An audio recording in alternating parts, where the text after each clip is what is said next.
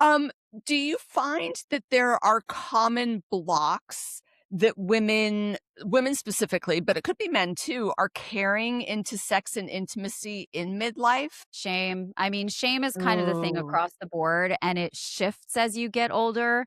And so it can be, I mean, looking at one of the simplest examples of if a person with a penis or a man can't keep his dick hard. If it's not getting hard when Yeah. he wants to, if it's not staying hard, if it's not performing in the way that he's used to, people with penises have had a very specific script of reliability of XYZ, 1, 2, 3, ABC. This has been since they were 11 years old, 12 years old, Yes. 13 years old, right? It's But now we identity. It's part of their exactly. identity. Yeah, and for men specifically, they didn't have the I mean, for women too, but, like, for men specifically, they tie everything to a hard penis and ejaculation. All of us do because that's Yes. how all of us were taught, but women have different bodies, and so they understand different forms of touch are accessible, and you don't necessarily need to be touched on your vulva to have all these great experiences. People who are socially raised as men and who have penises, and that's the body that they've been living in and the society and the culture that they've been living in, have not really explored the other aspects of their body.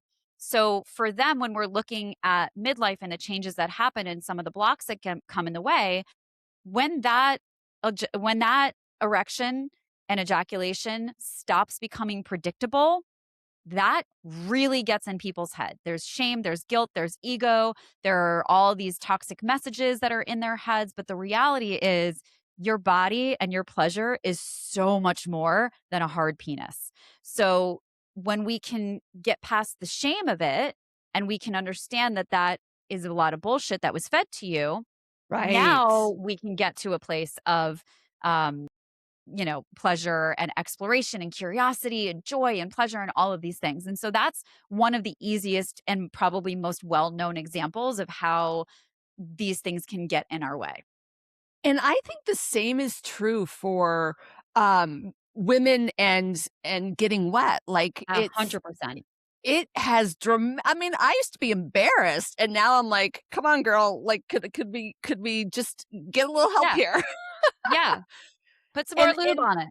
yeah, and I never thought about that, and you're right that, like, there are moments when there has been shame. It's like, "No, Yeah. I actually am desiring this, and I'm gonna need some help today, and I don't wanna feel ashamed about that. I want Yeah. to feel supported, that there are things that can support me in my desire."